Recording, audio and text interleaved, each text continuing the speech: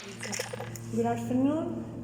We are here with Mr. Gallery talking about Libra, launched by Facebook. So, first of all, could you please explain us which are the main differences between Libra and Bitcoin? Okay, I think the concept of Bitcoin is a decentralized ledger, and it's quite a non-permission blockchain, so everybody can mine it, and it with the Bitcoin it depends on the power of mining. Mm-hmm. In the Libra case, you have a central organization, and so you can say in such a way that it's more stable. Libra is more stable with respect to the Bitcoin. I don't know if it's more. The nature is more stable. The white paper says they want to do a stable coin, so they back it with national currency, so that's the difference. They have a reserve, and then you have a buyer of last buyer of last resort. Mm-hmm. So the Libra Foundation says they guarantee you to buy every Libra back, and in the blockchain world you don't have any guarantee. So it's only the community and only the power of the miners, and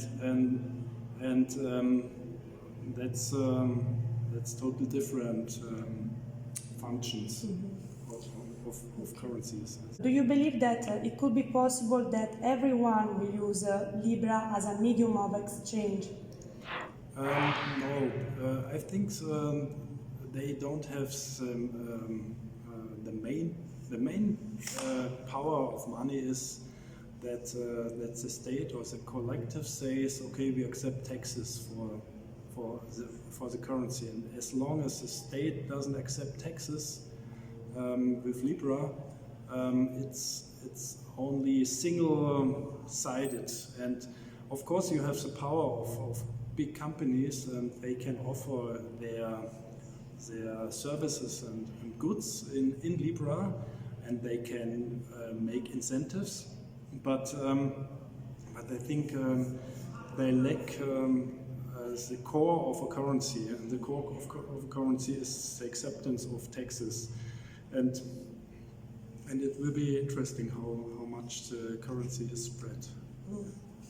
So for central banks, it will not be a threat, this new medium of exchange? A threat? Yes and no. As I said before, for strong states like the US or the Eurozone or China, it's not a threat for them. Because the state has the power to tax, and they have quite high taxes.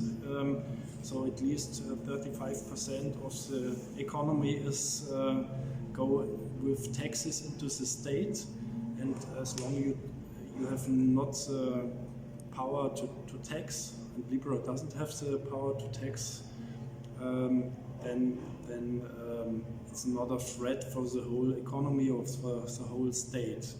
But as I have said, when you have weaker states like Kenya or Turkey, people can be afraid of their national currency, and they can change immediately in blockchain currencies. And Libra is one case, or other currencies like in Venezuela you have Bitcoin as an alternative currency in Venezuela, or in Turkey also, and now it's a threat for the central banks in Turkey or in Bolivia or in Venezuela, and it will be interesting how these states will react to the blockchain technologies and also to Libra. Okay, so last question. What about our privacy? The protection of our privacy. Mm-hmm.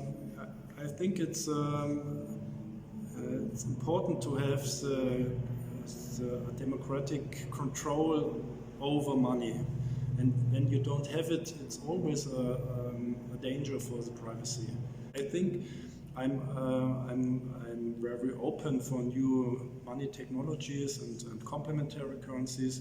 But in the case of Libra, I think we should be very careful. But we shouldn't handle it with all complementary currencies. I think the state should differentiate between a big company currency and smaller currencies, and therefore I would prefer that Libra will be supervised very strong, but only at a certain level when it's above more than 1 billion. Yeah, but maybe it can be an initial stage of the process of diffusion of cryptocurrencies. Could also be the other way around, because nobody cares about complementary currencies when everything is positive, and you have good examples. But when you have one negative example, then the image or reputation of all complementary currencies can suffer. So we have to be careful what kind of currencies will start, and I think you should have a strong regulation on the Libra case, because